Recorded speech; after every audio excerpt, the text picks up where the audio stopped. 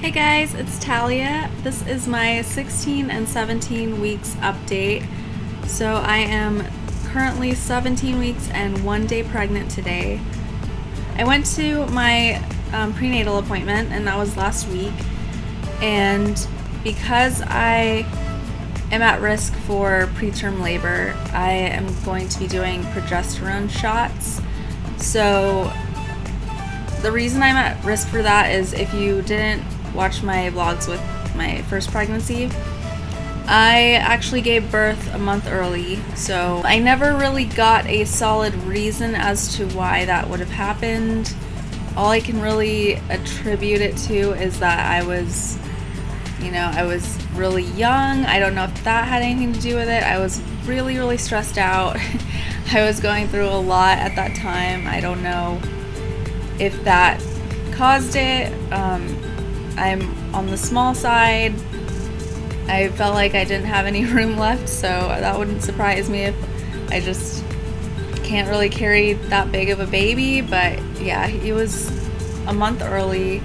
Despite him being born pretty early, we didn't have to stay in the hospital long. It was just the average, like 2 or 3 days. I believe it was only 2 days, and then I brought him home. He was only 4 pounds 14 ounces. So he was a tiny little thing. Like, even though that turned out fine, they do want to still prevent that from happening, because, who's to say it would turn out okay if I gave birth early again. I definitely want to try to make it to full term with this pregnancy if I can, or at least get as close as I can to that, just to make sure that the baby is healthy. Because I really was worried with Kellen. He was born so soon. I didn't have anything ready when that happened. I don't want to really go through that again either. Just felt like kind of unprepared. It wasn't that, 36 weeks I believe it was. It's not the earliest, but I still wasn't expecting him for another month. So they're just verifying like my insurance and stuff right now. And then I'm going to start going into the office, I think, once a week. And they said that I could do the shots at home, but I am afraid to do them myself or have Andrew do them. So I'm just going to do them at the office. At the appointment, they did the Doppler again, so I got to hear the baby's heartbeat. Everything was normal.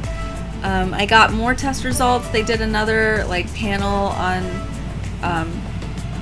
I had to get my blood drawn, and they did another panel with that. So they did a test for neural tube defects in the fetus, and that all turned out normal, so there's no problems with that, which is good.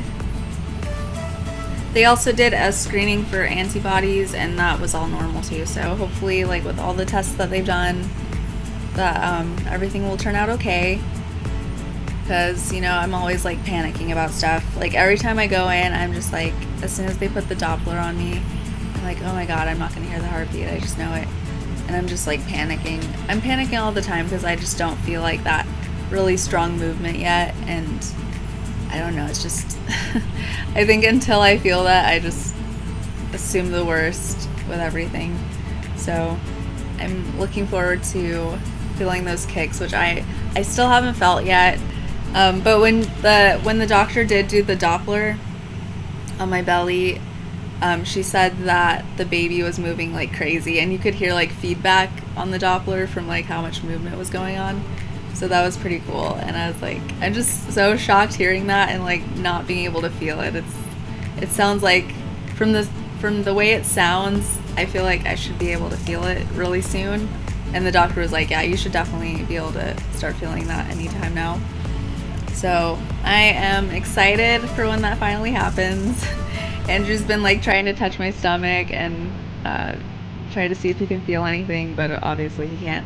I scheduled my 20-week scan, so I have to go in for an ultrasound in, 3 weeks? And I will get to see the baby. I'm really happy about that. Other things that have been going on, I've been feeling a lot more emotional lately. I'll be watching a movie and scenes that are kind of sad, like I just start getting like I start tearing up a lot more, and I can't hold it back. So I was watching a movie the other night. I'm thinking of ending things on Netflix, and I was just like, there was just so many times where my eyes like welled up with tears, and I was like trying not to let Andrew see. Like I was like swallowing a lot. Like I was just so emotional. And yeah, that one really got to me. It's a good movie, by the way. It's probably like my favorite movie of the year so far. But it's really sad. It had a lot of sad, tugging on the heartstrings moments. I'm just so grateful for Andrew. He has been like the best supporter in this whole pregnancy because I have been so tired. I'm like slacking on everything, like laundry, dishes. Dishes is like his thing, and laundry's my thing. But he's been doing both because I'm just like exhausted all the time. I'm really grateful. Like going through pregnancy with somebody who's like so supportive like that. That's like completely new to me because I did not have that the first time around. I feel like I feel a lot less sick and a lot less stressed out. I have way less headaches. Like, I'm just feeling a lot better. Aside from the exhaustion, but like everything else, this is just going like so much better than the first time, which I'm so happy about. It just makes things like pregnancy is like draining. It's hard to go through anyway, but you know, when you don't have a good support system, it can be a lot harder. So, yeah, I'm just happy that we're in a really good place, and you know, he's been very loving and supportive. So that's really everything that's been going on the past couple weeks. I will go ahead and show you guys my belly.